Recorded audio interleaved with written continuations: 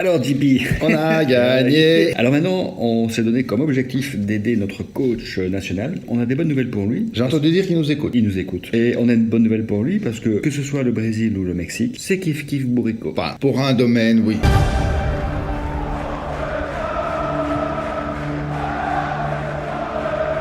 Alors, les deux cultures ont une chose en commun, c'est que nous sommes des cultures autonomes. Ça veut dire que nous avons notre propre autonomie, notre individualisme qui nous permet de prendre nos propres décisions pour notre vie, notre carrière, notre vie amoureuse, etc., etc. Ça veut dire qu'il y a des cultures qui sont beaucoup moins individualistes, beaucoup moins autonomes. On les appelle d'ailleurs les collectivistes. Les collectivistes, pas communistes, collectivistes. Non, collectivistes dans le sens que, voilà, ce sont des gens qui, naturellement, appartiennent à un groupe.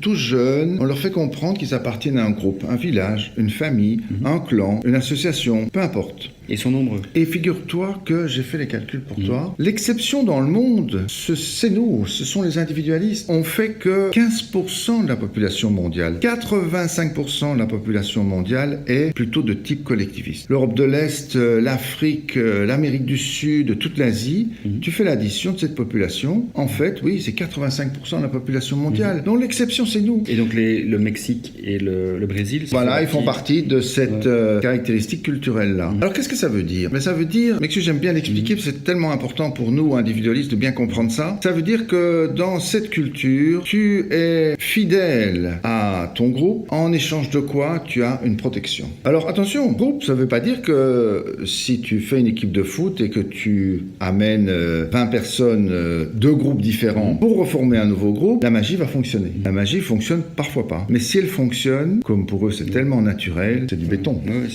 C'est du béton. Et donc, nous desservir, puisqu'en fait, plus ça dure, enfin, plus on entend dans la compétition, plus ils sont forts, quoi. Exactement. Plus la mayonnaise prend, la mayonnaise va se retourner contre nous. Exactement. On va être éclaboussé de maillot. Oui. Alors, effectivement, je pense que quelque chose... Bon, vous avez compris, on n'y connaît rien en foot. Mais au niveau culturel, il y a quelque chose de fondamental qui va se jouer, c'est la capacité des équipes à vraiment faire corps. Effectivement, là, on a des adversaires qui risquent d'être un peu plus doués que nous pour ça, à moins que non. À moins que non. À moins que non. Parce qu'en fait, on a des individualités qui sont quand même extrêmement fortes, qui ont envie de se différencier à l'intérieur du groupe, quoi. La concurrence interne dans l'équipe va peut-être faire la différence, quoi. Ou non. C'est-à-dire que, voilà, c'est ça le génie de l'individualisme par ailleurs. C'est que si on arrive à faire vraiment une équipe solide, on peut performer d'une manière extraordinaire, ça veut dire que c'est pas courant pour nous, mais ça peut fonctionner. Ça peut fonctionner. Donc, vous comprendrez que cette fois-ci, contrairement aux autres fois, on va être moins confiant, moins assertif par rapport à nos pronostics. De toute façon, on sera content dans les deux cas, mais un peu déçu quand même. On sera déçu. Je pense que là, c'est quand même un des apports des dernières coupes, c'est que le Belge en fait vise plus haut, quoi. Et donc, on s'aperçoit qu'ils n'ont pas encore fait la fête, quoi, pour l'instant.